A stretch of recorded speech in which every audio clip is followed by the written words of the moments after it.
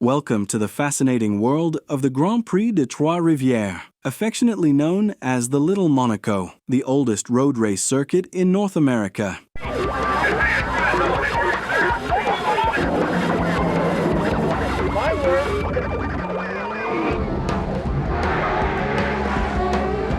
Welcome to Three Rivers, the most dramatic street race in North America. Trois-Rivières, a tough little French-Canadian circuit. Climb aboard, let's go have a little fun. We are heading down the home stretch of the inaugural Grand Am Series, and championships are at stake. It's coming up next on Speed Vision.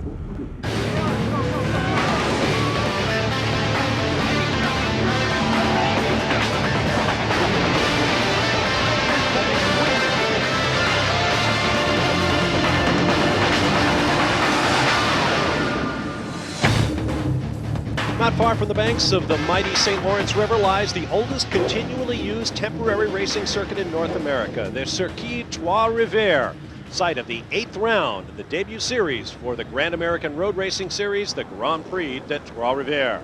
Hello and welcome everyone, or should I say bienvenue. I'm Bob Varsha, along with David Hobbs, John Bisignano, and Calvin Fish will be joining us from the pit lane. Of course, you can't mention racing in Canada without evoking the memory of the patron spirit of Canadian racing drivers, the late Gille Villeneuve, a Formula One star who grew up not far from Trois-Rivières, went on to glory with the Ferrari team, winning 6 Formula One Grand Prix races before he was tragically killed in a practice crash at Zolder, Belgium in May of 1982. Of course, just 15 years later, his son Jacques Villeneuve was to go and win the World Championship in a Williams. And of course, Gille Villeneuve, a very, very flamboyant driver, no doubt about it. His son, not quite as flamboyant, but actually more effective than his dad, who was certainly a hero. And some of his early wins were right here at Trois-Rivières. They've been racing on these streets since 1967. Hall of Champions is sprinkled with many of the greatest names in the sport. Here's Calvin Fish with one of them. Whenever racing returns to Trois-Rivières, thoughts are immediately with the late Gille Villeneuve. In fact, this weekend, he made the front pages of the newspaper, and the driver inside this photo with him is none other than his old sparring partner, Elliott Forbes-Robinson. Elliott, coming back here, stars have certainly changed. We all have a little less here these days, but coming back to Canada, you must have fond memories. Well, it is.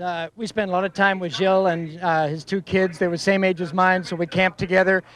And Trois-Rivières has been one of my favorites forever. We ran back here with Alan Jones, with K.K. Rosberg as a teammate, with Bobby Rahal, and had some fabulous races and had such great memories that to be back here is special for me. Did you imagine that almost a quarter of a century later that you'll come back as a double sports car champion and in contention for the win here today? No, actually I didn't. I thought I'd be long gone out of racing by now, but you know, I'm having so much fun at it, Calvin, that it's great to be here. Well, Elliott has 3 wins at this track, and to score his 4th today, he starts 6th. He has a lot of ground to get to the front of the pack. But on the front row of the grid today, we have the drivers who sit 1 and 2 in the championship. For more on that story, let's go down to John Bisignano.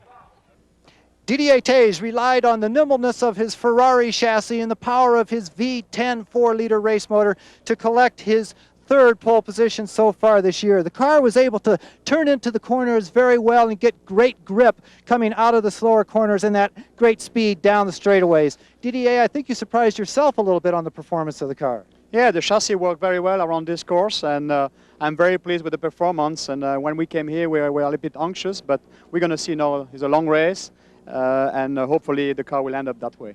Well, one person who's no stranger whatsoever to the front row of these grids, of course, is James Weaver getting on the helmet. James, what about that V8 torque? You were saying that this is a squirt-type track. Point the car, squirt the engine, and off you go. Yeah, absolutely. The Ford's got bags of torque. The problem is getting it on the ground, but we're very confident with the new Goodyear rear compounds we're running, and I think when the race settles down, we may have a slight advantage. Well, one problem that every street circuit brings up is the drivetrain. They take an awful lot of punishment around these city streets. Calvin Fish has more on that. That's right, Biz. In fact, all of the drivers in the field are very concerned that attrition may play a pivotal role in this championship. Starting from the GTU pole for the 4th consecutive race is the number 81 Porsche, driven by championship leader Mike Fitzgerald and Darren Lauren. Darren, this weekend, this racetrack has already given you guys problems. Yeah, we had a problem in practice. I was driving and coming around a corner, we broke a left rear trailing arm right in the middle of the corner, and it was all I could do to keep it off the wall in practice. So it's been, the track's taken its toll already. These guys have a game plan, but they're going to be looking for that number 50 BMW when Andy Pilgrim gets behind the wheel. That car has ABS. That's a real decisive factor around this very tight, very twisty, and very bumpy Trois-Rivières circuit. Thanks, Calvin. And in addition to all of that, there is very little runoff at many of the corners around this 1.5-mile circuit. The field is now formed up on the starting grid. Let's now introduce the winners of our Informix Way Fast Award for top qualifying in their classes. Third pole for Didier Theys and the Doran Lista team, although one of those came at Road America, where qualifying was rained out. Sixth pole for Larry Oberto and the Archangel Motorsports team in Sports Racer 2. The fifth for Terry Borcheller in GTO.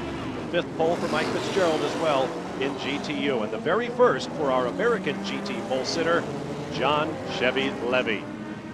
Now, in the past, we've talked to drivers about setup and the track. This time, we decided to go to the men behind the scenes.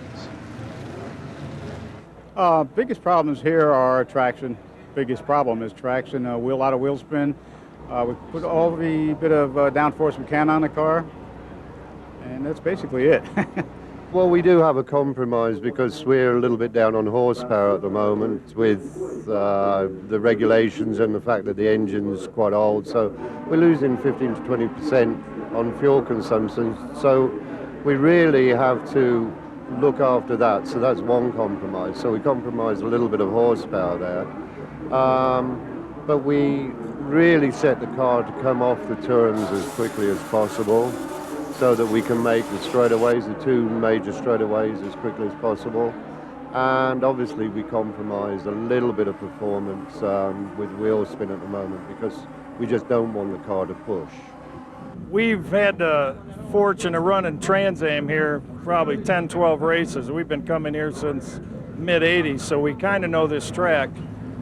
And it's real critical, power down, power off the corners, and then ride the bumps. This is actually the smoothest. They've done a lot of nice things at the track, so the track's in the best condition it's ever been in. But power down means a little bit softer, so that compromises your high speed, but there's not that much high speed, so you just live with it. But it's real critical. Mechanical grip's extremely critical. Power down. No question about it. Everyone's going to be scrambling for grip. Of the 10 official turns, 7 of them are 90 degrees or greater. Field is on course. We'll be right back.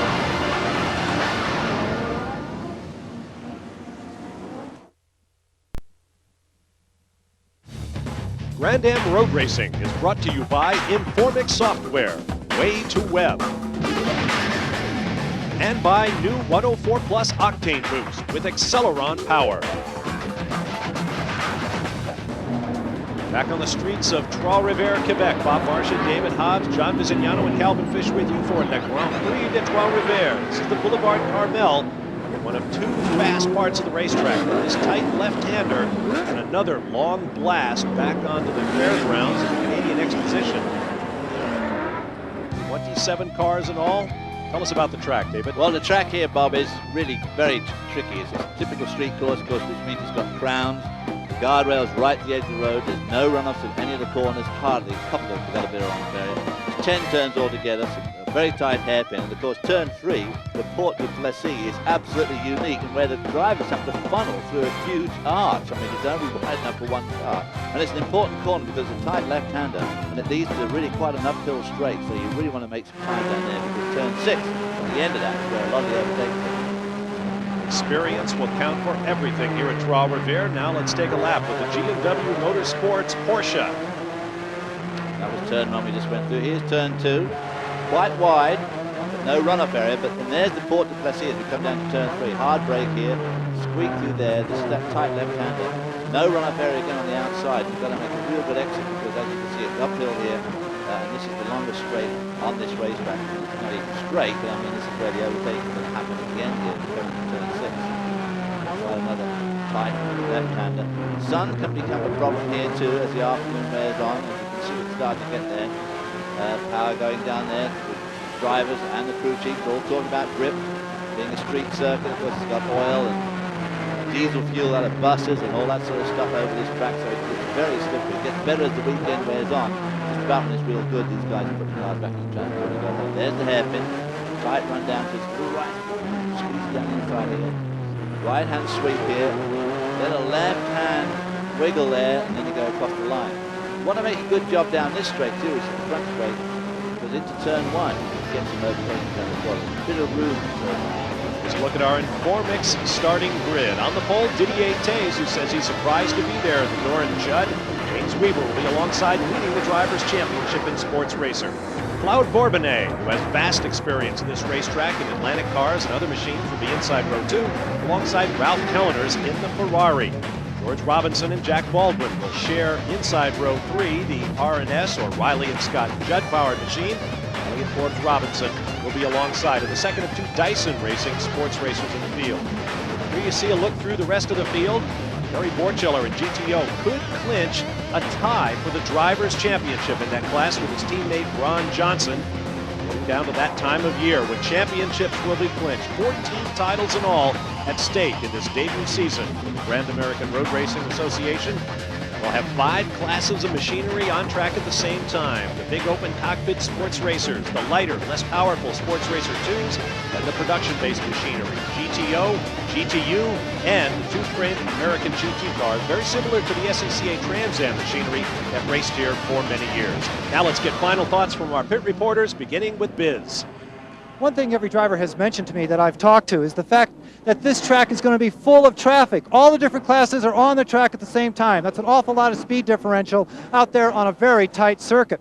Now, one thing is that the slower cars can't just disappear. They can't get offline and into the marbles. In the faster cars, those drivers are going to have to display something that's a little bit of a problem, Calvin Fish, for most drivers. They're going to have to come up with some patience. Well, it's not only patience with the traffic, Biz, it's also being patient with the equipment. Tires will certainly be a factor. Brakes will definitely be a factor. A lot of the teams have put extra duct work on the bodywork here. You can see on one of the spare nose cones sitting behind pit wall. Lots more ducting, lot more cooling to the brakes. If you don't think this racetrack is tough on drivetrains, have a look and see what was left of Claude Bourbonnais' clutch after qualifying yesterday.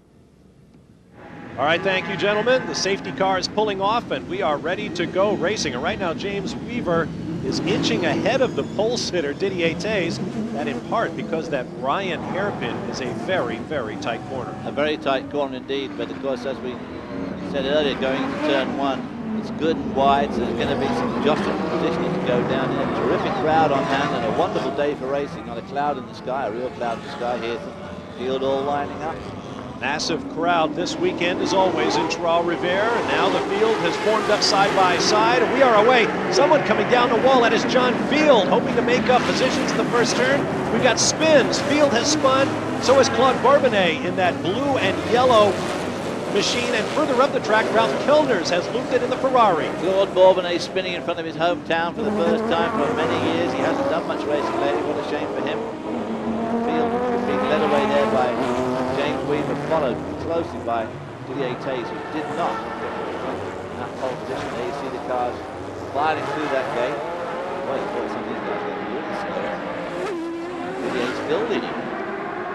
Theys leading away. He was very surprised to take pole position. That Ferrari chassis, he felt, was not going to perform very well around the bumps of the racetrack. The track has been smooth considerably, as we heard earlier.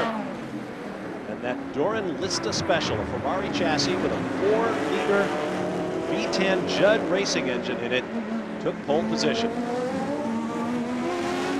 There's Elliott Forbes-Robinson, third car in line, making his way forward.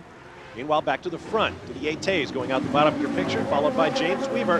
Those two in a battle for the Drivers' Championship, while the field strings up behind them. There is Bourbonnais in that Lola Judd, followed by Kellner's in the red number 12 Ferrari, if you will. Both of those spinning at turn 1, very disappointing way to start this race, because as you can see, there's a lot of traffic out there, so getting through this field is not going to be easy now after those early spins.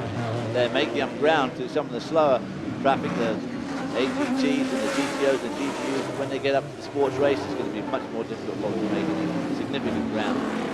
Kellner's held up there. Just behind Kellner's as they head down to the Port Duplessis is John Field in the machine that may have sparked that three-way spinner down in turn 1. We'll take a closer look at that in just a moment. Right now, all the drama has settled down for a moment. We'll take a break. Welcome back to Trois-Rivières, Three Rivers. Bob Barsha, David Hobbs with you. Calvin Fish and John Bisignano are patrolling the pit lane. race continues. Round number 8 of the Grand American Road Racing Association season for the year 2000. Race leader is Didier Theys. Let's take another look at the start as the front runners move away. Watch along the wall on the outside. All of that dust being raised by John Field in his Lola as he comes down the inside. Yeah, he just tagged Bourbonnais there. He tried to squeeze down the inside of the wall. There really wasn't room. He was in the dust already, so he hadn't got as much grip as he might have needed himself. There you can see the dust in his onboard shot. Just clips Claude Bourbonnais' tail in the Scott Schubert number 8. Bourbonnais in the Lola Judd. Off to the right of your picture, you can just get a look there at Ralph Kellerner's, the German Ferrari, also went around. Back to the race leaders, already working traffic early in this 92-lap race. Boy, a lot of traffic there. Back to turn 1 again.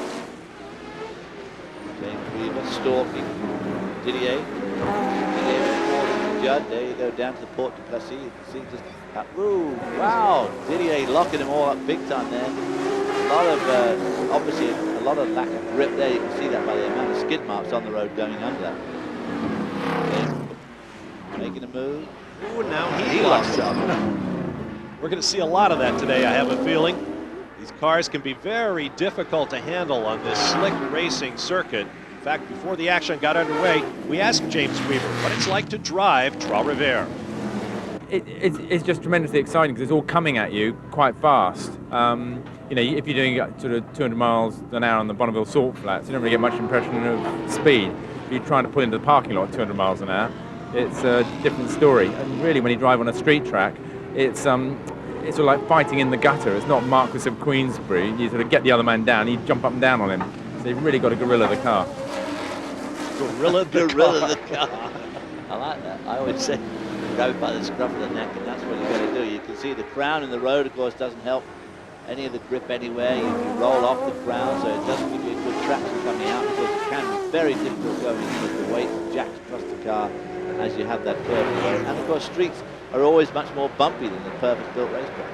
And there you can see that down the avenue there, perfectly how the guardrail and the catch fence, I mean, it's right to the edge of the road. I mean, there's absolutely no run. This is the Boulevard du Carmel for the left-hander. So the asphalt also changes to a concrete patch and then back to asphalt again. The Rue du Carmel leads to the Rue de Calon. The George Robinson car, 74, the Informant car. Robinson sharing with Jack Baldwin. Baldwin with a couple of victories in that car. One sharing with Hebert at Phoenix when the car's owner, George Robinson, was struck down by malaria, picked up on a safari in Africa. Robinson came back and picked up a second victory together, Robinson and Baldwin. They've had mechanical problems now and again since then. Not contended for the championship the way they did early on. There's Elliott Ford's Robinson. Mentioned earlier, 2 victories in Can-Am cars. Ran his first race in the early 70s around Trois-Rivières. He's also won in a Trans Am car in 1983 and in 1993 in the SECA World Challenge. So EFR certainly knows his way around the streets of Trois-Rivières. Beautiful afternoon, sun shining. Good to get a few later on though. This race draws to a close. Didier Theys making his way through the traffic there. We'll be back. Stand by for more from Trois-Rivières.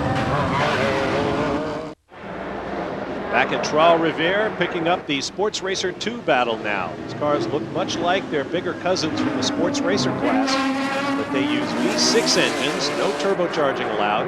The cars are lighter, more nimble, and we've seen some great racing during the year. There's Larry Oberto. He and teammate Ryan Hampton are the runaway leaders in class, but right now they are looking at the tail of Rich Grupp, sharing with Dennis Spencer in that Mazda Kudzu chassis. Keeps disappearing off the screen just as we get a look at Oberto. He's having a good run on this tight circuit, because the Oberto car this year has been pretty dominant in this class. On a warm day and a slippery racetrack, tires are everything, as Calvin Fish mentioned earlier. Let's get an update from Calvin on what tire compounds are coming into play. Tyres will definitely be an issue here today. Most of the teams have opted for a very soft compound. All of the Goodyear runners, the softest compound is the 165. However, James Weaver went for a slightly harder 310 compound on the right side of the car. But one driver who's on 310s all the way around is Claude Bourbonnais. He got involved in the first corner there, but as the tyre temperatures come up, he should really be a factor, and looks like he's running strong right now. In fact, Claude Bourbonnais, and for that matter, those two men, Ralph Kellner's in the red Ferrari and the blue and white Lola of John Field, have worked their way from the back of the pack all the way up to 7th, 8th, and 9th. Having a very good run through the streets, but they've got to pick their way through this traffic very, very carefully. John Field, of course, who started that or triggered that first lap incident, now looking very anxiously trying to get around Ralph Kellner's on the number 12 Ferrari. Claude Bourbonnais coming up now on the Alberto car. Get a position back, the SR2 cars leading these three much bigger engine cars. Once they get by, of course, they will streak up into the distance. Not that easy to pick them off, especially on these streets there. Alberto closes the door on Kellner, so that gives Bourbonnais a little bit of free through to the 8 car.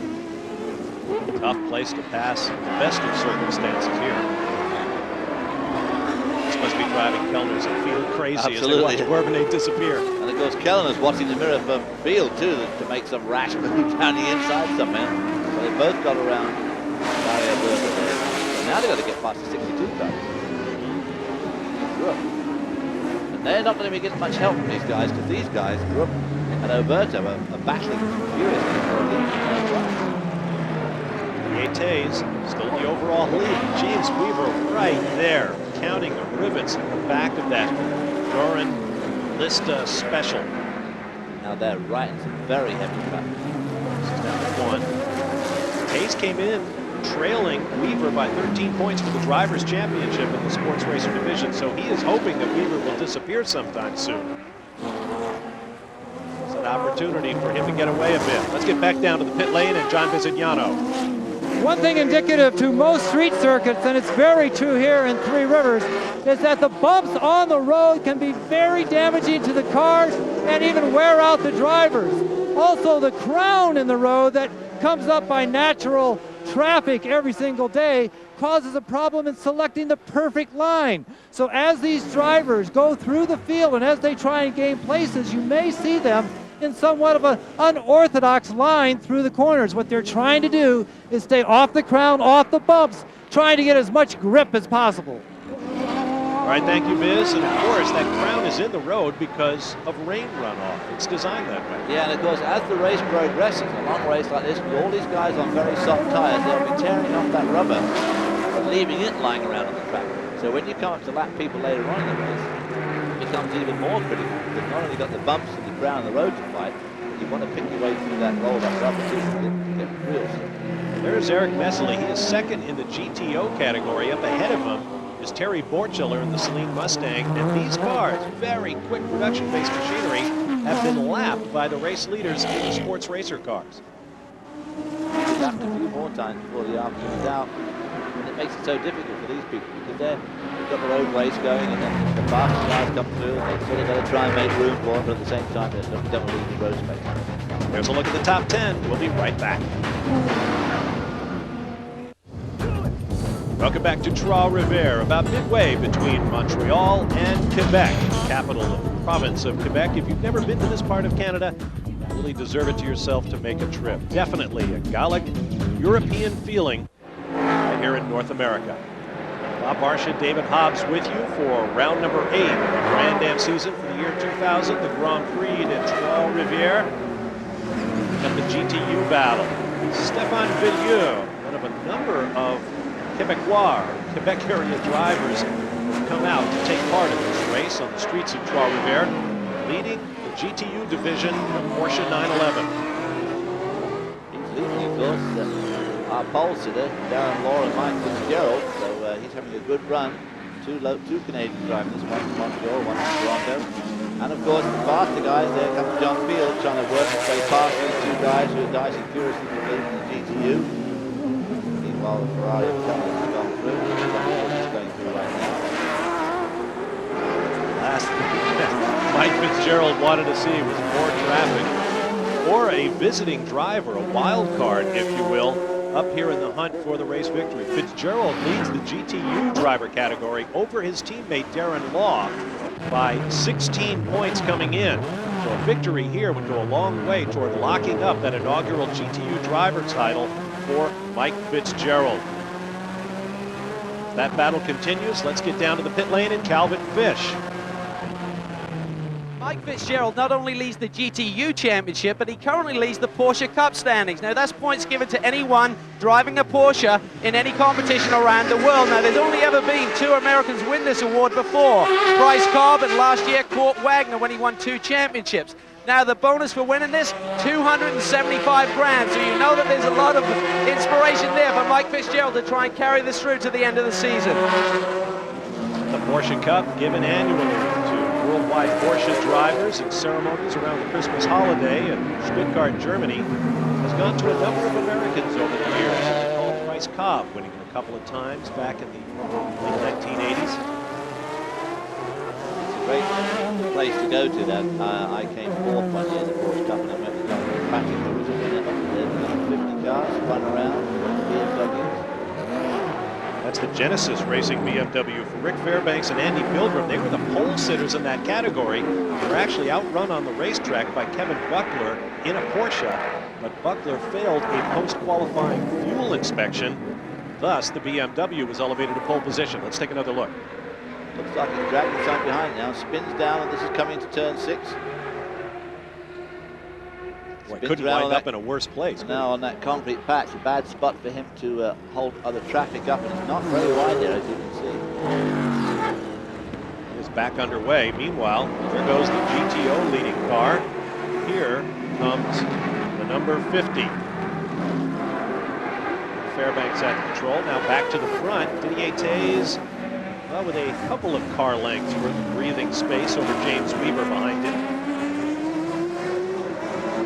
I'm surprised, quite honestly, that the Judd Howard car has been so successful in holding the Ford engine car off. The Ford has got a lot more grunt, there's no doubt about it. Around here, you want grunt more finesse, there's no doubt about it. But maybe the Ferrari chassis is a little bit better over the bumps. But of course, the Riley&Scott chassis, like Pierre driver, are renowned for very high downforce. Real classic place for high downforce. Riley&Scott's and the Judd. There is another combination. The Riley&Scott chassis in the hands of George Robinson with the Judd 4-liter V10. We're used to seeing close competition in the sports racer class this year on the Grand Am Trail, despite the fact that there are just 8 cars entered. In the previous 7 rounds of the championship this year, we saw 7 different driver lineups come through to take the top step on the podium. Several drivers were repeat winners, and 7 different combinations of drivers from 3 different teams have won races thus far this season. So there's a car parked in a dodgy spot right under those trees in the shadow, so a little bit difficult to pick out. And of course, again, with the street lined by the guardrail, absolutely nowhere to go. Robinson now pulling in on EFR in the number 20 car. They have lost 3rd place to Elliott Forbes-Robinson, who has now moved into that spot, dropping Robinson back to 4th. Maybe some problems with that car. We saw the crew talking to each other, looking a little animated, listening on the radio, scratching their heads just a little bit, perhaps. Full course caution. Double yellow flags from the flag stand. I'm guessing it's for that car parked on the backstretch. We certainly haven't seen it. Yes, there it is.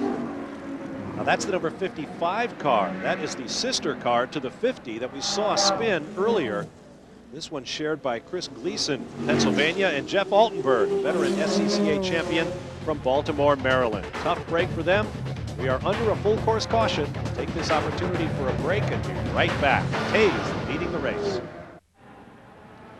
Welcome back to Trois-Rivières and the Grand Prix de Trois-Rivières.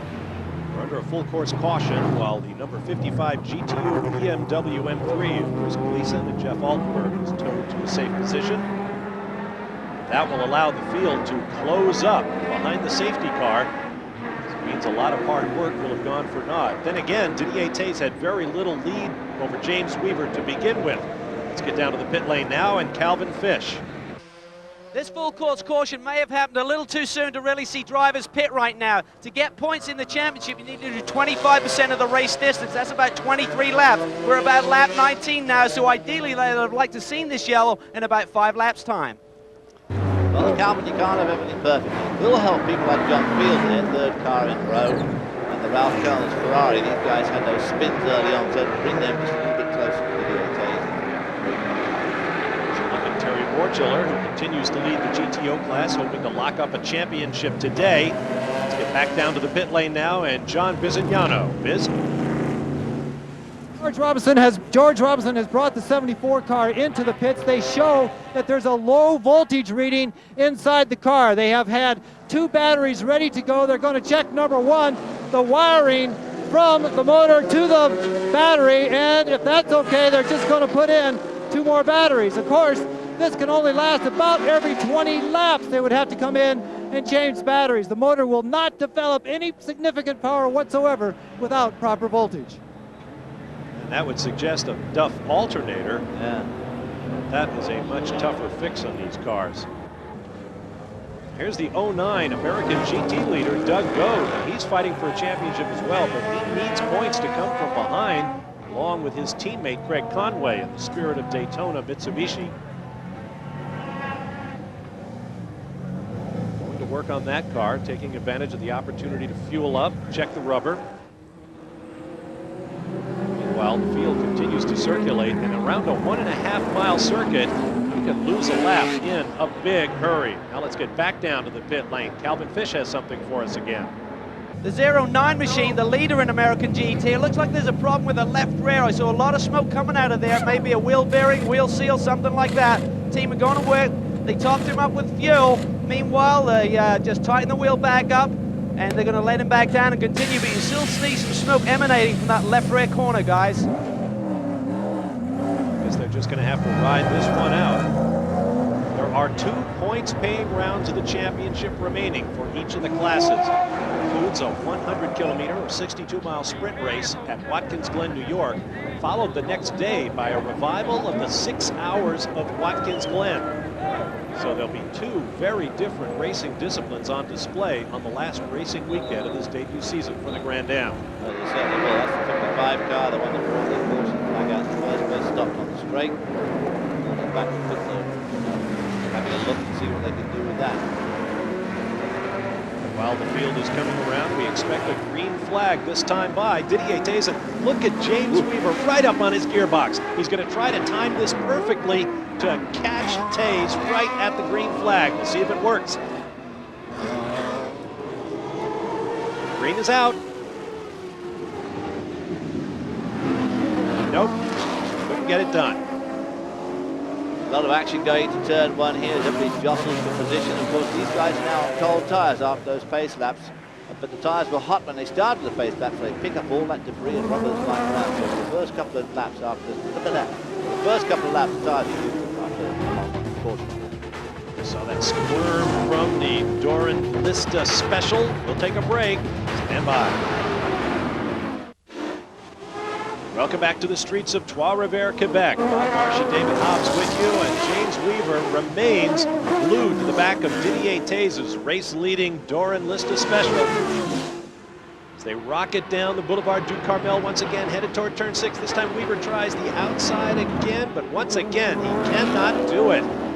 They swing onto the backstretch. Theys fighting to get the power down with the Riley and Scott of Weaver all over him. Here's John Bisignano. In talking with James Weaver's team, they said that the only real frustration that James had in the car was all the lap traffic, and this yellow flag allows him to get right up behind Didier Theys. He thinks the car is faster than Theys' car, and right now both of them are well out front. They should have a good 5, maybe 6 laps before they get back in traffic. Let's see what Weaver can do with it. Well, it's a good point, I think. He has been able to get close to him, and he has got a clear track, so he's going to get by him. Now's as good an opportunity as any, but we just saw when they went up to turn 6 a couple laps ago how difficult it is to get around anybody on this track, especially someone like Didier Theys. We just picked up a shot of Mike Fitzgerald there coming back on from turn 6. That's where the number 50 BMW spun earlier. Let's go on board now on videotape and see what happened to Fitzgerald as he went down into the corner. the car that was on the outside Yeah, of him. exactly. Struggling around to find a gap between himself and the wall. Overcooked the corner. Got in a little too fast, probably to outrun that car we saw on the right. Oh, this is going to take a long time. The old three-point turn from your driver's test. Again, demonstrating just how tight this circuit is.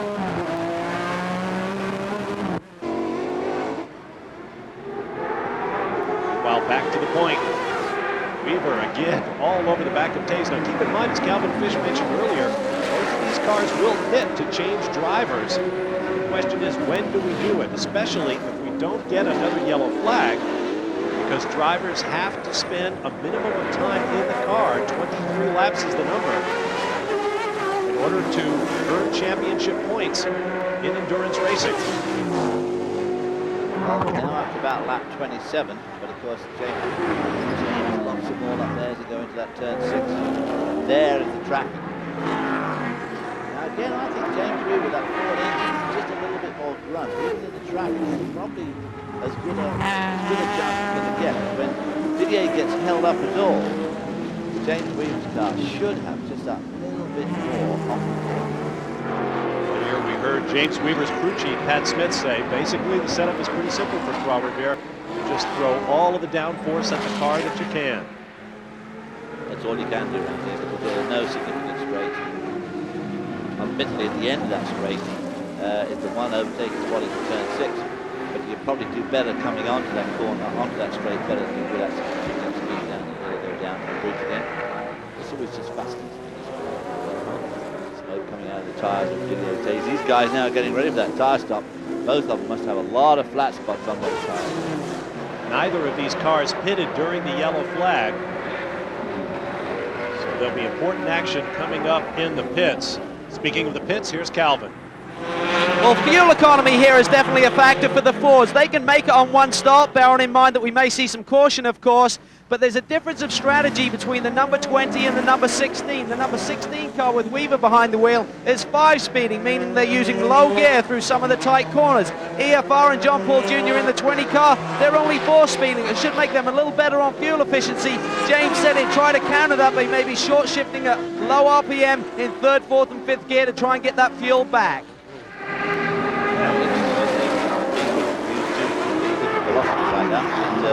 Certainly interesting to see how it goes on. Of course, all those theories get completely thrown out the window if you do have any sort of caution creation, especially on.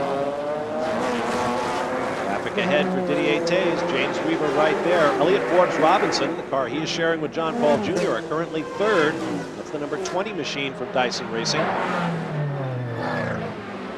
In addition to the Drivers' Championships, there are also manufacturers and team championships at stake in the Grand Am. Now, one of the things that the Dyson Racing team has done that I thought was interesting was, although both cars are Ford-powered, they chose to badge one of their cars as a Lincoln at the Rolex 24 Hours of Daytona to open the season. And that has divided manufacturer championship points between Ford and Lincoln. We'll regret that before the season is over. If it costs them a title, we'll take a break and return to Trois-Rivières. Stay with us. Welcome back to Trois-Rivières, or Three Rivers. Actually, there aren't three, there are only 2 rivers, the Saint Maurice and the Saint Laurent. Castle of Islands, where the 2 rivers meet, caused early explorers to think what they were looking at was the joining of 3 rivers, and they just stuck. Speaking of stuck, Didier Theys, the red and white number 27, Doran leased a special, almost stuck it up the back of that lapped GT car. James Weaver bears down on it from behind. He lost a bit of momentum too when he got stuck behind that car. James Weaver looking down the outside, inside rather, now he looks down the outside. He'll go around that turn 6. A lot of wheel spin as they come up there. Drag race off the corner. Theys slides across to give James Weaver something to think about. And this has been going on since the green flag. Wow! Theys is off. Weaver has a shot down the inside and takes the lead. Theys went wide there, coming out of that little slight left-hand kink. Got it on the gravel, and James Weaver shot down the inside. Great move there by Weaver. Really took advantage, because you've got to do that. That's why he hounded him. Gorilla them, he called him. Well, earlier we heard from the pits that James Weaver was calling in, saying he thought he had the faster car if he could just get by. Well, now he is by Theys and pulling away. Here's another look. gets it wide there, up over the curve, onto that asphalt. Loses it. David, I can remember when that corner was grass just beyond the curve. You and I used to come here with the Atlantic Series. It's been paved over now, and Didier Theys is probably glad of it after that. Yes, now the thing is that James Weaver was so close to Didier that he probably had got to put the car, since Kate's getting around him. It's going to be interesting to see if he can put significant daylight between himself and Didier between now and the pit stop. James Weaver getting the back end, stepping out. He is definitely trying hard. Early on in the year, the Judd did have a definite fuel advantage. I'm not sure they have got that fuel advantage now. You know, a few races ago, Didier could have been saying, well, it doesn't matter, because James is going to have to stop long before I do, and I'm going to be able to do some good laps then, but I don't think he might apply this weekend.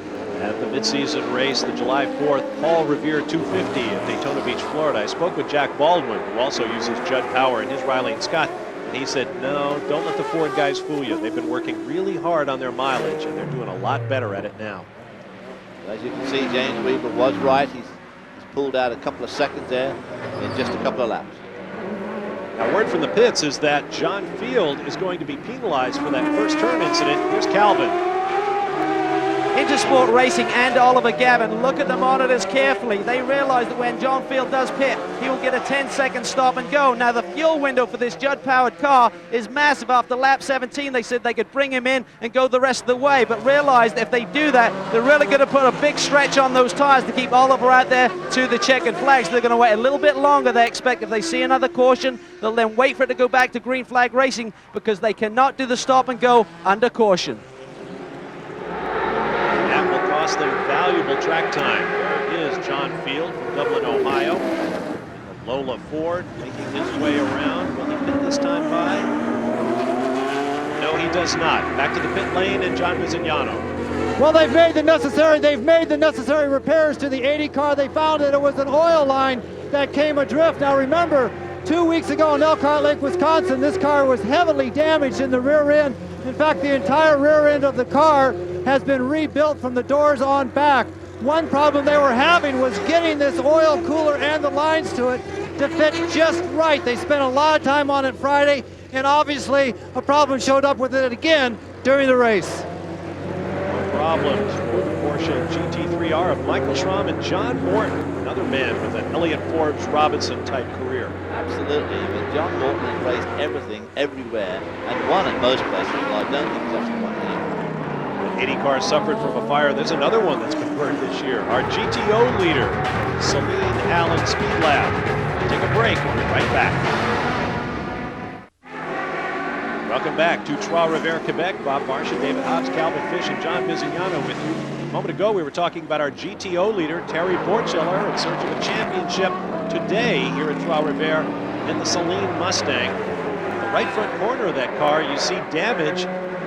All of the walls, the Armco, and the traffic here at Trois-Rivières. You can imagine how easy that would be to happen. Now down to the pit lane, Calvin Fish and Ross Bentley. Ross, it seems like Didier's dropping the pace a little bit. James got by him and he's dropped back. Do you think it's a tire problem right now? I don't think so. I think it's really just a matter of traffic. It just looks like it's, you know, you get lucky sometimes and sometimes you don't. James got by him, and I think Didier's just got a little unlucky one lap. We'll get it back. Canadian, but you've only raced here one time, and that was back about 15, 20 years ago, right? Yeah, I can't say I know this place really well, but it's an awesome event. I mean, the spectators here are just probably some of the best in North America. It's a really cool event. Mean a lot to Ross Bentley if he can score his first victory here at Trois-Rivières here today in the Grand Am Series. Nothing better than winning at home. Didier Theys sharing with Ross Bentley. There's a pit stop coming up in which Bentley will have his shot at this 1.5 mile Trois-Rivières circuit. Ross Bentley doesn't look old enough to be racing here. To the Ford Duplessis trademark, Trois-Rivières. They've been racing since 1967. This continually used temporary circuit in North America. And the crowd turns out in support of this race.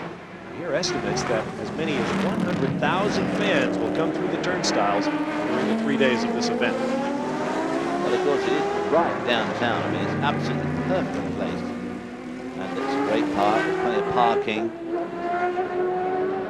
Easy circuit to walk around. To the right of your screen there is a hippodrome, a horse racing track. It's the other side of the wall to the left of your screen. And this first turn they're coming down to is also known as the Stade turn. Stade in French, of course, means stadium. Behind that wall in the background, you can just see the light stanchions from a baseball park. It's housed minor league baseball for many years. Forchiller leading the GTO class in the Mustang. Just behind is Rich Grubb, that Mazda-powered Kudzu chassis. Battle in the Sports Racer 2 category. Just behind that is the race leader, James Weaver, coming up fast.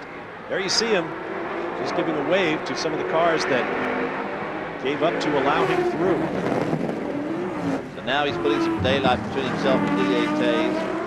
Judd engine car, despite what Ross Bentley said. I think the car of James Weaver is quicker, and it's certainly going to be quicker in traffic situations because he can just jump by these slower cars. You don't have much opportunity to get by some of these cars, like the 62 car, the SR in the SR2 class, will be very quick through the corners, almost as quick as the bigger car. Can't carry the downforce, obviously, because they've got the power to pull it, but still and all, very quick. Interesting year for this team. Rich Grubb, Dennis Spencer, they had a big crash at Lime Rock. Calvin Fish has more on their situation. The number 62 car, currently leading SR2, gets a bit of a break with the Kudzu chassis in terms of tires. They're able to run a slightly wider tire than the Lolas, so that would mean around here be a little better under braking, certainly better traction coming off the corners. And that Mazda is making great power, and certainly their time is due. They've struggled all year, they've finally got it together. They didn't take the pole, they had a sticking throttle in qualifying, but certainly coming good in the race today. That Kudzu chassis comes from Jim Downing's shops in Atlanta, Georgia. The father of what was known as the Camel Lights class, in the old days of the International Motorsports Association Camel GT Series. Downing, a big proponent of Mazda rotary power, but the Kudzu chassis will take other power plants. Great customer car. We'll be right back. Back at Trois-Rivières, pit stops coming quickly now. This is the GTU class leading number 88 Porsche 993 Super Cup car, being shared this weekend by Stephane Veilleux and Robert Jouhani. Change taking place. Notice they have to raise the hood in order to get to the fuel tank. Normally the Porsches are fueled right through that body. Well, out on the racetrack, this is the 09 American GT class leader, Doug Goad. Smoking. Smoking out the left rear wheel out there. He had a problem early on with that wheel rubbing, didn't he? Doesn't seem to be slowing him down much as he motors away from the GTU Porsche, Mike Fitzgerald. Now, number 5 Saleen Mustang is in the pits. John Bisignano awaits. Well, the BAS Mustang has come around the corners. Definitely some damage to the right front of the car. It's definitely been up against the wall. All the aerodynamics there are pushed into the body, and a big tire mark right underneath the headlight. Of course, the Forchiller is getting out of the car. They practiced this driver's change all weekend long. They definitely know what they're doing when it comes to a driver change, but my gosh, they want this thing to go very, very smoothly. All 4 tires, right side tires are coming off the car. Fuel has gone in the car. The fuel went in very quickly, actually. A little bit of problem with the driver's net. They're trying to pull some of the plastic off of the headlight. Right now, it looks like just a bit of an extended stop for the number 5, Saleen. Thank you, John. Now, I've mentioned several times that Terry Forchiller and the man who's taken over the car, Ron Johnson, can clinch a tie for the Drivers' Championship here at Trois-Rivières. That can be broken in the season's final weekend at Watkins Glen coming up in a few weeks' time. You see the number 10 car, which is now second in the GTO class. Not that far behind Ron Johnson now, because he's got to stop. It's Ford Mustang. It's being shared by Jocelyn Hebert and Pierre Bareil. That Speed Vision visor decal leads me to believe that it's a Speed Vision Cup car. Racing the GTO, I'm not quite sure. Passed by John Field there. A little smoke out the back of that Mustang as well. Yeah, there's a little bit of smoke coming out the back. Look to Gille, John Field speaking up the distance there.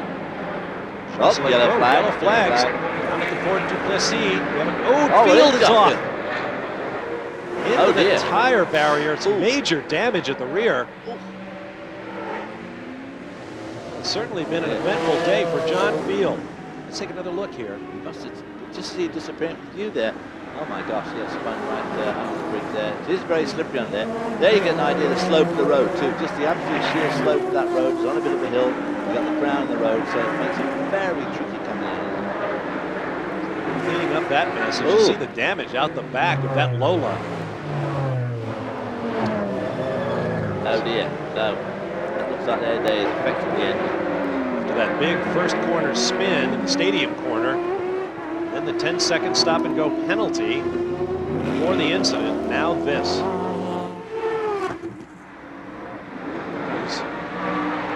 Forbes-Robinson on the number 20. Here comes Claude Bourbonnais, one of the other cars that spun with Field in that first lap, first corner incident. Bourbonnais on his way. He'll have a pit stop somewhere in his near future. Field obviously got one in his immediate future.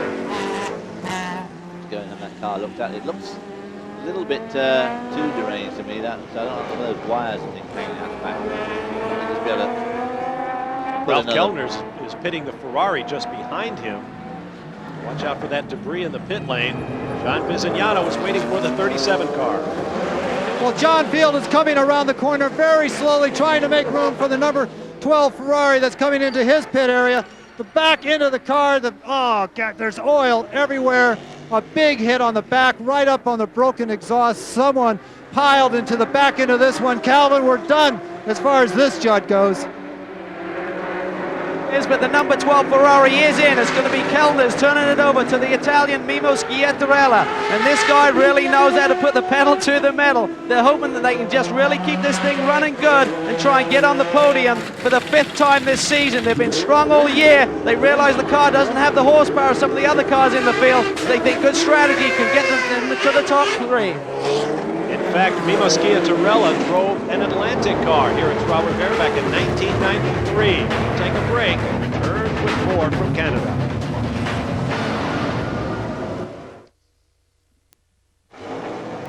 Welcome back to Trois-Rivières, now pitting from 4th place after that first turn spin that dropped him to the back of the pack. This is Claude Bourbonnais, that uniquely designed Lola B2K 10 chassis with a Ford V8.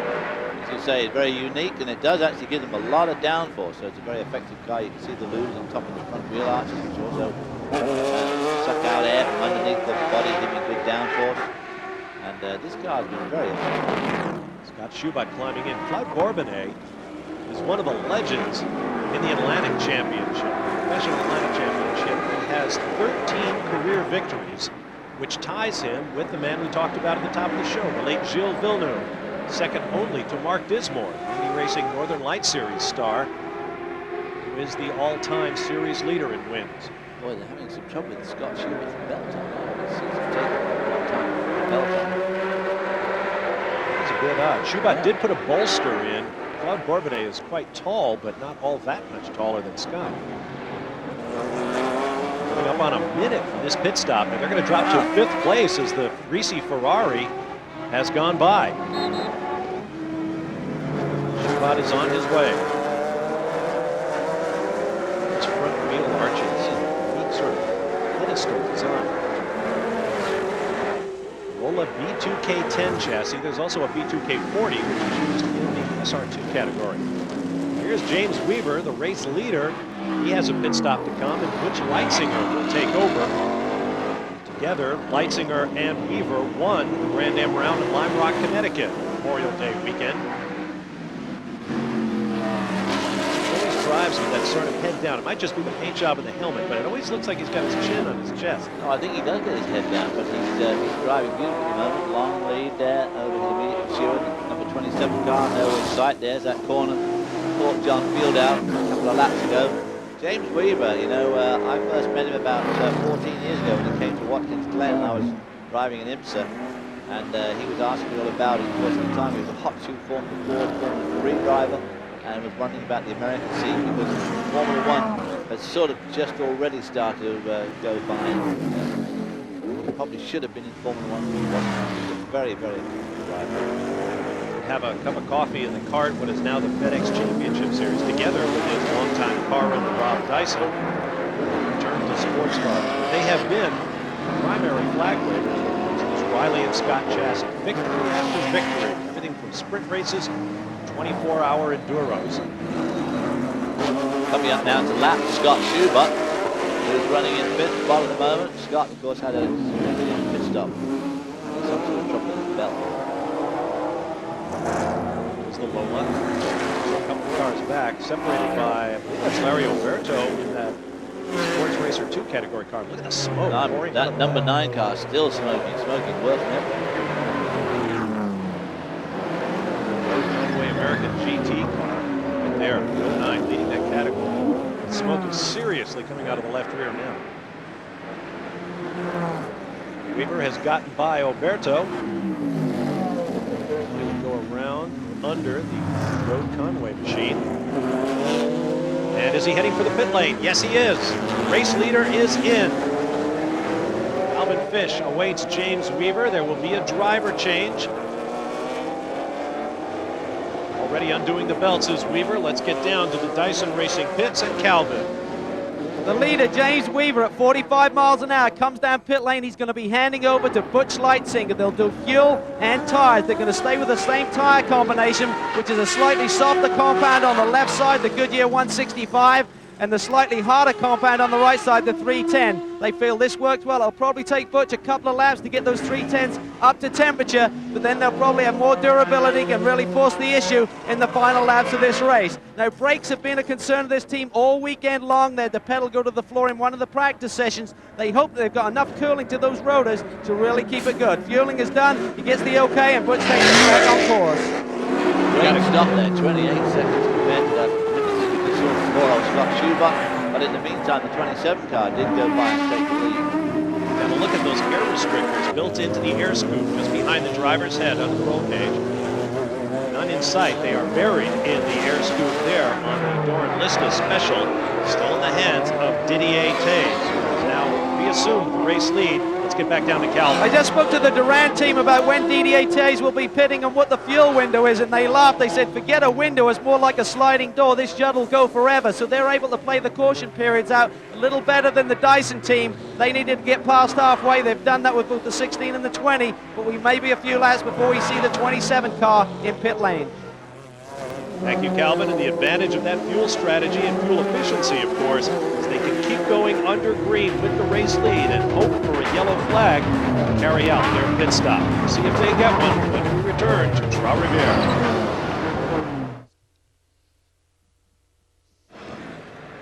Back at Trois-Rivières, watching Butch Leitzinger, a former sports car champion, having taken over from James Weaver, trying to run down Didier Theys. Here's Calvin.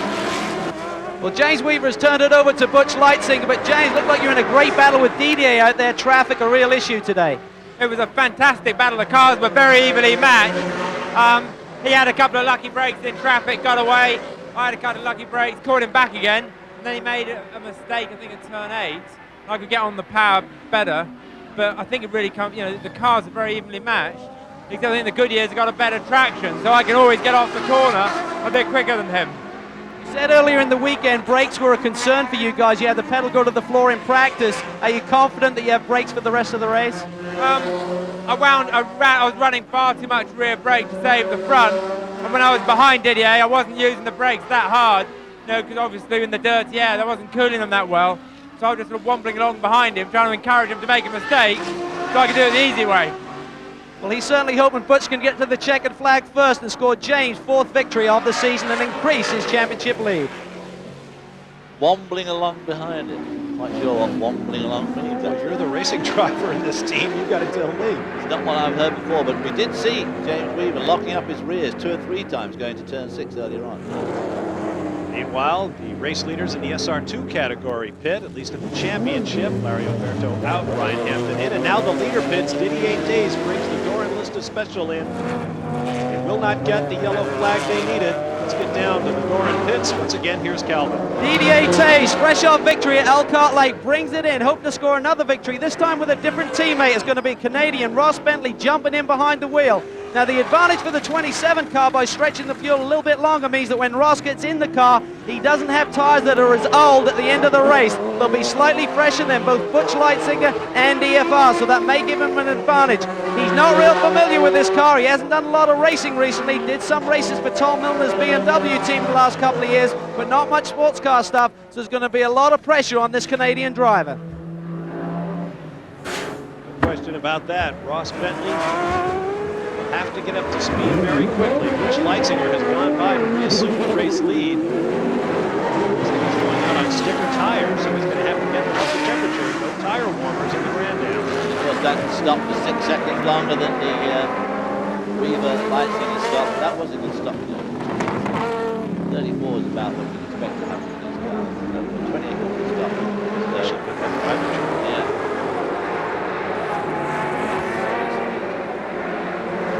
Boulevard du Carmel for the first time.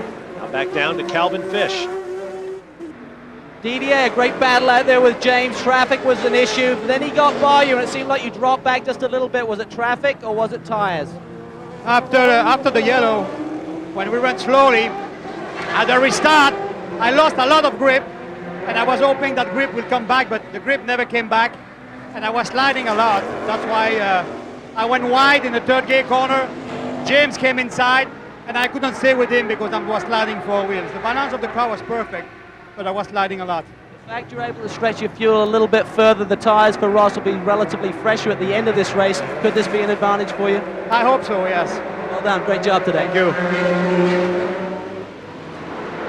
All right, thanks very much, boys. There is the Canadian Ross Bentley making his way around, going by the former GTU class leading number 88 Porsche. Another interesting thing, of course, about this Grand American Road Racing Association is the tremendous plethora of classes, types of car, and of course tyres. We have a huge tyre wall going here. This car here is on Goodyears, as James mentioned. Goodyears has good grip. Didier Theys cars on Yokohamas. We've got Pirellis out there, we've got Michelin's out there, and we've got Dunlops out there. I mean, we've got a lot of tyres out there. Number 20 Dyson car, sister car to the one we're looking at right there, has also fitted. Only Forbes-Robinson is out. John Paul Jr., a former sports car champion in his own right, is behind the wheel. They will be coming forward. Butch Leitzinger now leads Ross Bentley. Same cars, different drivers. Back at Trois-Rivières, Bob Varsha, David Hobbs, John Bisignano, and Calvin Fish with you for the Grand Prix de Trois-Rivières. This is the battle of the Sports Racer 2 category. Dennis Spencer has taken over from his teammate Rich Grupp, who started that Kudzu chassis, number 62. Just behind is the car, the Nissan Lola, formerly driven by Larry Alberto. Now Ryan Hampton has taken over, and right there, Spencer gets sideways. That's it. Spencer just lost the lead right there, getting very wide, going through turn one. Wow, it still looks pretty squirrely going down to the Corpus Lessee under the bridge there. Mazda Kudzu dominated the early laps of this race until that distinct Mazda engine note going by. If you ever needed earmuffs at a race, it's a Mazda. Yes, they are extremely loud.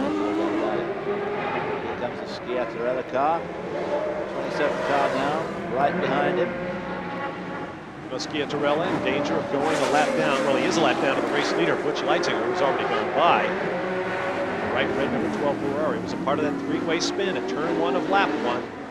Just haven't been able to break back into the top group of open cockpit sports racers since. Coming up from behind, you see John Paul Jr. having taken over for Elliott Forbes-Robinson. That is for position. If he can get to Bentley, that's for second place. Wow, Bentley really locks him up there, going into sixth of the rear tires again. Doug Goad's car there, the 09, doesn't seem to be smoking much now, quite. Blue passing flags being waved. But Bentley slipping back into the clutches now. John Paul Jr. in the 20 car. Schiattarella having a little bit of a break there. He got through that traffic. Now Paul Jr. all over the back of the Doran Lista Special. He can get him when they get down to turn one at the end of the start-finish straightaway. Meanwhile, Schiattarella able to pull away just a bit. Calvin Fish is standing by with his teammate. Ralph Kellner started at number 12 Ferrari, turning it over to Mimmo. Ralph, you're involved in that first corner. The 37 came down the inside like a bullet. Give us your perspective on what happened down there. Well, I only was able to see that he was coming down far too fast, and he was losing the car on the braking because it's very slippery on the inside. And I think he got in contact with the number 8 car. The number 8 car spun. I had to go on the outside, and I was not on all the dirt. And when I put the power down, the car slid sideways, and I spun. And then I had to wait till the crowd would come by. And I wanted to stay in the middle in the beginning, but because the car spun, I had only one way to go. That was to the outside, and unfortunately, I was so dirty that I spun, and we lost quite a lot of time then. How does the Ferrari stack up? You're out there and in close proximity with the Lola. How does the Ferrari chassis perform? I know you'd like a bit more horsepower, maybe a bigger air restrictor with the car, but how does the chassis still stack up? Well, as you can see, the Theys car is leading, and that is a Ferrari chassis, so that shows that the Ferrari chassis is still very competitive. Okay, well, they're still banding around, trying to get a little more horsepower for that Ferrari and try and be more of a factor. All right, thanks, Calvin. You might want to point out to Ralph Kellners that, in fact, the Ferrari chassis in the Doran Lissa is not leading. It is currently second.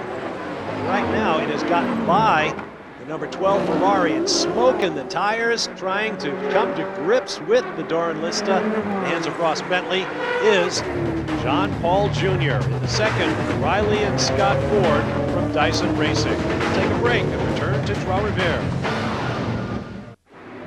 Back at Trois-Rivières, watching the GTU battle now between Porsche and BMW. Number 81 is Darren Law in a Porsche GT3R. 2 cars back behind one of the American GT machines is the white BMW M3 with Andy Pilgrim now driving.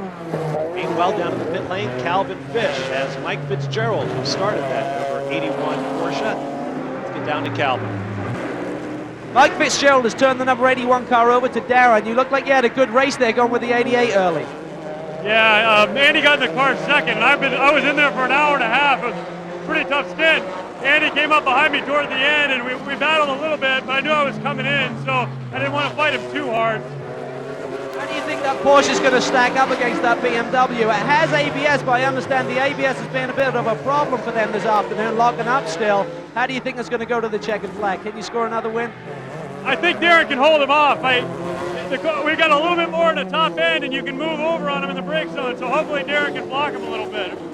Okay, well, Mike holds the points lead right now. Actually, Darren and Mike were not teammates at Daytona, gave Mike the points lead, and he's been able to hold on to it all the way through the season. Thanks, Calvin. One look at Mike Fitzgerald tells you everything you need to know about how hot it is in these cars and how hard the drivers are working. Well, it's a very warm day. Trois-Rivières in the province of Quebec, sun shining out of a fierce blue sky, so it's hot in these closed GT cars. Interesting. This GTU battle, G&W Porsche, in the hands of the man you're riding with, Darren Law, is on a 3-race winning streak. The BMW that's chasing him, in the hands of Andy Pilgrim, is looking for its 3rd victory of the year. So it's a championship battle in GTU right now. In fact, it's probably the best class battle on the racetrack at this point. So Scott Schubert go by in that Lola Ford. By the 10 car.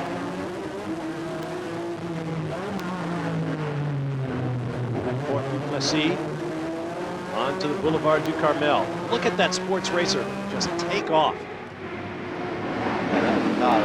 Ross Bentley, you could get a good view coming down that Fort Duplessis of just how bumpy it was. You could see out of the windscreen how the GTU car was bucking around, and you could also see how the wind was flapping on the sports racer. You could see it flapping down.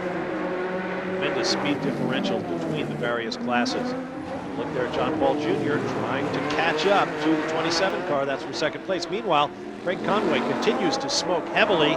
See if we can get more from Calvin Fish on what their situation is. When Doug Goad was behind the wheel of that 09 machine coming on this front straightaway, he's completely sideways all the time. I went up and spoke to him after his run. He said, man, that was a handful. The power steering was going in and out, meaning he had it one moment and not the next. So it would suddenly lock up when the RPMs dropped on the engine. So a real handful for him. We saw him in early. Problem with the left rear. Looked like a wheel bearing, maybe a wheel bearing seal going on that car. Looks like that problem has actually come back to them. We see it smoking on track right now. Well, now they're in that situation where they keep their fingers crossed. If it was going to break, why didn't it break early? Now if they have a shot at another victory, it would be all the more disappointing.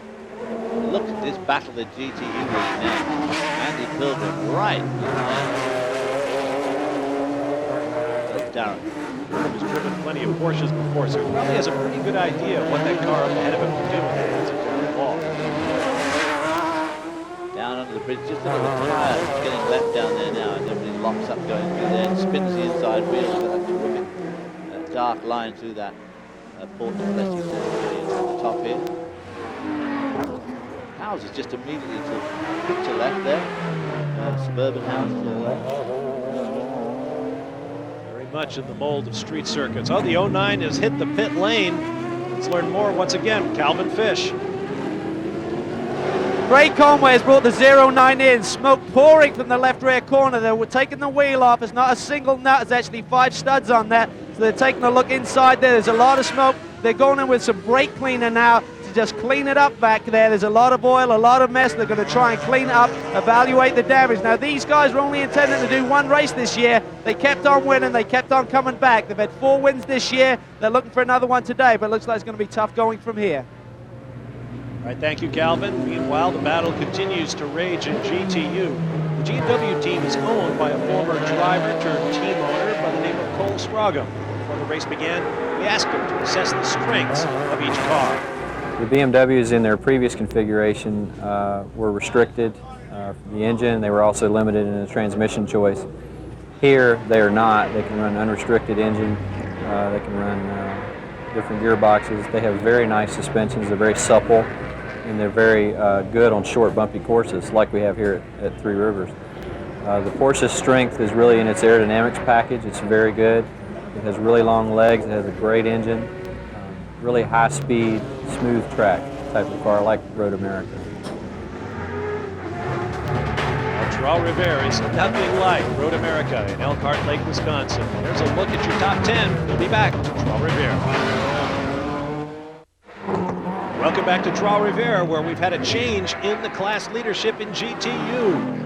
Andy Pilgrim in the number 50 BMW M3 has gotten by that polka-dotted yellow and black Porsche 911 GT3R of Darren Law, taking over the leadership in that class, running 10th overall in the race. Let's take another look. And here's what happened. He obviously went through turn 9 and 10, got right up behind him coming down the long front straightaway and took the inside into turn 1, used the draft as he went down. It's a good wide turn, so he's got plenty of room on the way in and on the way out if things sort of went wrong a little bit.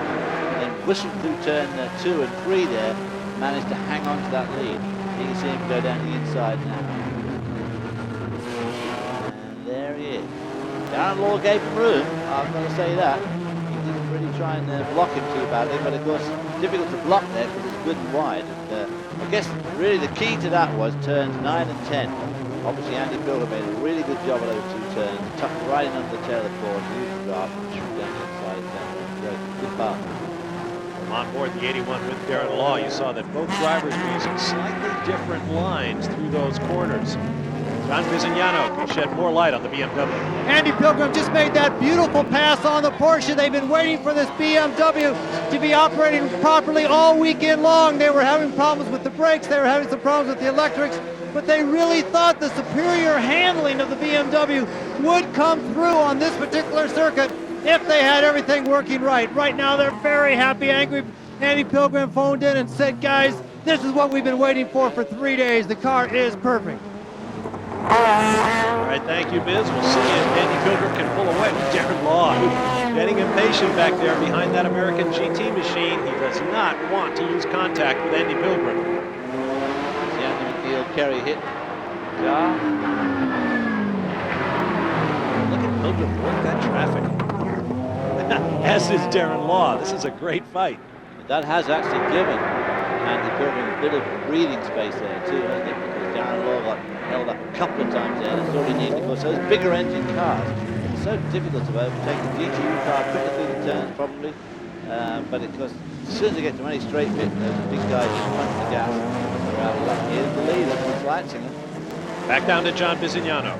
Number 62, Kudzu, back in the pits. They had a very long pit stop when they came in for their fuel and tires. They were definitely checking some other things in the car, but they've seen flame and smoke at the rear of the car. When he came in, there was an awful lot of smoke coming out of the car, which has now cleared. They are going to put him right back out on the track. A lot of fluids on the ground as he leaves. Well, Biz, the fluid is a bad sign, but it's no surprise that they're having trouble with flames out the back. These Mazdas, as we mentioned earlier, are very loud. A lot of the circuits they race on have noise requirements. They're only allowed to make a certain amount of noise. The Mazda teams have struggled over the years to get those mufflers working well enough without having the baffling material inside get so hot that it catches fire. John Paul Jr. nearly got trapped there by the 62 car going through turn 2. The 62 car that he was coming, I guess. Turned in on him. Back onto the Boulevard du Carmel. John Paul Jr. has gotten around Scott Schubach. Great. Back at Trois-Rivières, a long look up the start-finish straightaway as Ross Bentley in the number 27 Doran Lista car comes through, fully engaged in a battle for second place with John Paul Jr. Number 20, Riley&Scott Lincoln, sponsored by Norcold, Thetford, and Goodyear. Didier Theys did a good job with that 27 car to begin this race. It looked like he was going to be able to hold off Weaver, but once Weaver got by him, put quite a bit of daylight between them before their first pit stop. And then their pit stop, the Didier Theys, Ross Bentley stop was just a little bit longer. And one way and another, they've slipped away, which has allowed John Paul Jr., the second one of Dice's cars, there to come right up and challenge strongly after the second. Jr. has been firmly between his team. You see the Lista logo on the number 27 car. It's named Racing Fans. Makers of industrial cabinetry, which you see on a lot of the transporters all over motorsports. The company is owned by a man named Freddie Leinhardt, who has done a lot of sponsorship work with Kevin Doran on this Doran Lista special. And Leinhardt does a lot of driving in this race car as well. Very often he drives. He drove at Lime Rock Park earlier on this year with Didier. He's not as quick as Didier, but he's certainly enthusiastic and is a good supporter of racing. And, every now and then he likes to have a drive, and he's pretty good, but just not quite as good as somebody like Didier Theys and John Paul Jr. To watch John Paul Jr. in action, we're hearing word from the pits that the sister car, the race leader number 16, Butch Leitzinger at the controls, is beginning to suffer gearbox problems. Leitzinger is only using about half of his gears. Not a good sign for the race leader. Those SR2 cars got to be careful, they're not very heavy, and you get trapped between yourself and one of those All-American GTs on the wall. You know who's going to come on. Spencer at the controls of this Mazda Kudzu suffered a big crash in the Lime Rock round. They were driven into the trackside arm cover. A lot of reconstructive work on that machine. Jim Downing shops in Atlanta. Jim Downing, by the way, is co-inventor of the HANS, H-A-N-S, head and neck safety device that helps stabilize a driver's helmet in the event of an injury to reduce head and neck injuries. That device has come under intensive development with help from Mercedes-Benz and may be made mandatory in Formula One racing in the very near future. Lots of drivers in the kart and NASCAR Winston Cup Series use the HANS device now, developed by Jim Downing and Dr. Bob Hubbard, Michigan State University. John Bisignano has something from the pit lane. Elliott Forbes-Robinson, the car must have been in great shape when you handed it over to John Paul Jr. Well, actually, the car was as good as it was at the start, John. We had the brakes were right up at the top. The tires lasted the whole way, and everything else was good. So hopefully John Paul can bring it home, and I'm hoping we can still catch Doran's car. It's going to be close right down to the checker. No question about that. And John Paul Jr. bouncing around in that car. Man, that's got to be hard work. Boy, it is hard work. When it gets hot, tremendous amount of steering wheel input in a tight track like this, 1.5 miles, 10 turns, and of course bumpy to boot. It really is a very, very physical, tough race. So look at the bottom of your screen. First look today at Jack Baldwin, now in the number 74 car that was started by George Robinson. It's Riley&Scott chassis with a Judd V10 engine. They've been having problems all day. They are now officially 2 laps down. Go back to Butch Leitzinger, the race leading car. Remember, this car may not be healthy. About a 12-second lead, and the laps are winding down. Leitzinger, we are being told, is having to work very hard to keep that car moving. Well, of course, gearbox trouble here is certainly nothing new. This is the sort of place a pretty place happens with transmissions, right through from the transmission lines to the brakes, to the clutches, and to the gears themselves. I mean, they take a terrible pounding. I mentioned that the laps were winding down. They have wound down to just one. We got a glimpse of the white flag from the flag stand. One lap remaining for Butch Leitzinger. Less than a mile to go. Dennis Spencer up ahead, but no attack from behind. So Butch Leitzinger at this point simply has to get this car to the finish to pick up his second victory of the year with James Weaver. Well, as long as he's lost a couple of the lower gears and he's got still left with the taller ones, he's okay. That big Ford engine and pull it out of these corners. The trouble is when you get stuck and you lose like the fourth and fifth, then you pick up to take the top end off the car. And slowing noticeably now is Butch Leitzinger, no doubt, because he knows that the checkered flag is coming out this time around. All he has to do now is coast to the finish. Checkers are out and they wave over Butch Leitzinger from Dyson Racing as he and James Weaver share the victory, and with it, Weaver fattens his lead in the Grand Am Sports Racer Drivers Championship. You see the gap back to the 27 car, Ross Bentley. It was not very far, so Ross Bentley was making up some good ground there, just not quite enough. In fact, the final margin of victory, just 4.3 seconds. Butch Leitzinger, Ross Bentley, and John Paul Jr., the only other car on the lead lap, was just over a second behind Bentley at the finish. Here's your GTU class winner, the number 50 of Andy Pilgrim and Rick Fairbanks. Congratulations to them. Leader in GTO and clinching a tie for the Drivers' Championship in GTO, Terry Morcheller and Ron Johnson. Stay with us. Grand Am Road Racing is brought to you by Informix Software, Way to Web, and by the U.S. Army. Be a part of the toughest, smartest Army in the world. Be all you can be. Back at Trois-Rivières, Butch Leitzinger brings the Dyson Racing Riley and Scott Ford into the pit lane. Fists held high. He and James Weaver have picked up their second victory of the year, taking over the lead from the Doran Lista Special of Didier Theys and Ross Bentley. Terrific drive, terrific team effort. Here's a look at the final results. Sports Racers filling the top 6 positions. Top 3 cars in that group all finishing on the lead lap.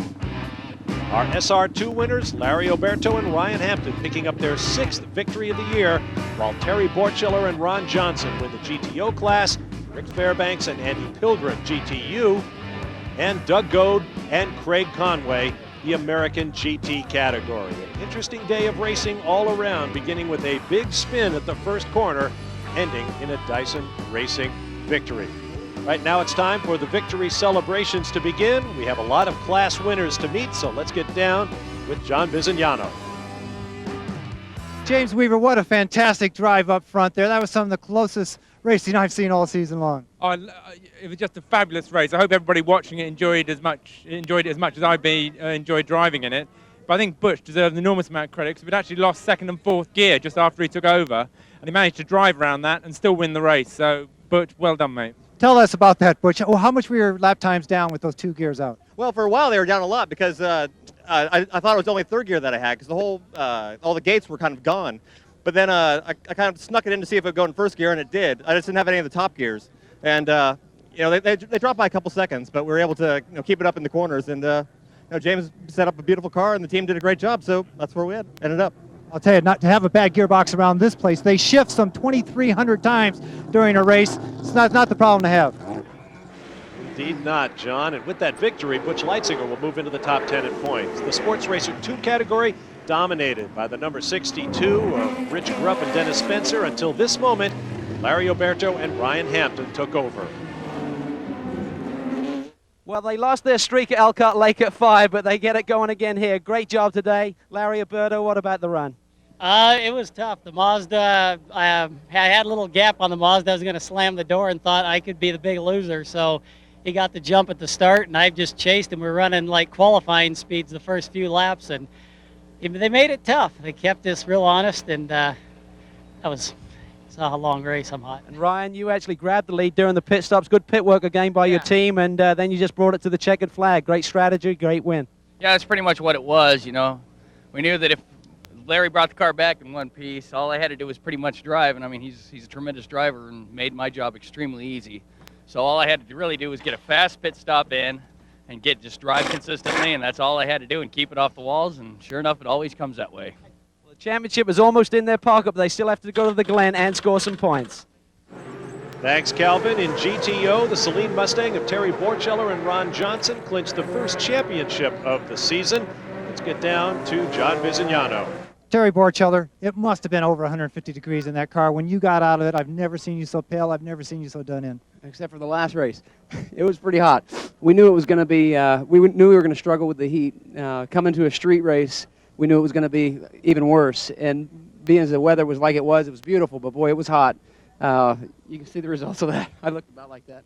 Well, Ron Johnson, I've got to ask you, I know you want to get some fluids in. You got them all over you, but congratulations on a great win. Oh, thank you very much. I mean, it was just a great weekend for us all along, no major problems. Crew hung in there, and we just went out and ran a pace, and we just ran everybody down. So, I'll tell you, 150 degrees don't stop these two. Indeed not, John. It'll be interesting to see if they try to break that championship tie in the final event of the season. Now to our GTU winners with Calvin. We talked about that BMW handling around this very tight racetrack, and Rick Fairbanks, your third win of the year, you got to be happy. Oh, it was a great race. Andy and Darren had a super race at the end. The BMW did great. The Yokohama tires great. We were just, we were hoping for this when this was for our kind of track. We were ready. Andy did a great job. Andy, you thought the ABS would be a factor here, but you thought you had problems with it as well during the race. When I got in the car after Rick, there was no ABS. And what I did, I had to recycle it. Plus, I didn't get the seatbelts done right. So at the beginning of the stint, I'm like, uh-oh, the guys passed me and pulled away, and I was fighting the seatbelts. I was trying to do the ABS recycle. I'm like, this is not good. This is not professional, So I got it all done, and then I could start going after them. So we were lucky, We got him with like 10 laps to go. Wasn't a lot of time left. But I got to say thanks to Ray Fairbanks, giving me the shot and, subbing for Billy Oberlin. It's good to win one. Great battle. We enjoyed watching it. Thanks. All right, thank you, gentlemen. Now let's check out the champion.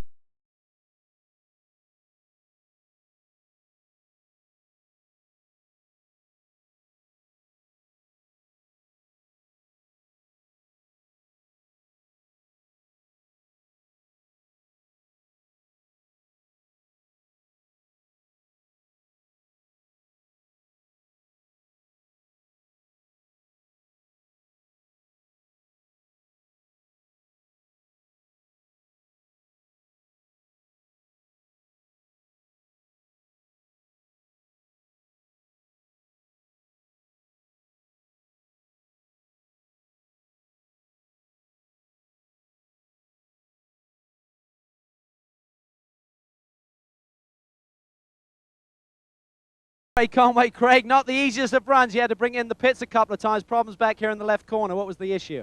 Leaking axle seal in the rear. So obviously we had to be careful trying to make it to the end. I think the X1R and the axle saved it though. It's a hell of a lubricant. I'd just like to thank my crew. We blew a motor here in practice. They changed it in 3 hours and got us back out to qualify second. So the crew deserve most of the credit here. Also, my co-driver Doug Goad did a great job bringing me a good car, and we're real happy to win. Well, they were struggling with power steering all day long as well, so they battled through it and scored another win, their 5th of the year. An amazing effort by a team that hadn't planned to run more than one race this year. Here's another look at some of the highlights of today's event. David Hobbs, your final thoughts. Well, as we can see there from these highlights, it was obviously very, very slippery, but it was a closely fought race right down to the end. Just 4 seconds between these two cars at the end. GTO's had a great run for the 5 car there. Poor old John Field didn't have a good day again there, going off at the road, but all in all, I'd say it was a tremendous battle there for the SR lead, the SR2 lead, and the GTU lead. Terrific race there. Now it's on to the final event of the year, the revival of the 6-hour Enduro at Watkins Glen. Be sure to look for it here on Speed Vision. I'm Bob Barsha for David Hobbs, John Bisignano, and Calvin Fish. Thanks for being with us. We'll see you at the Glen. So long, everyone.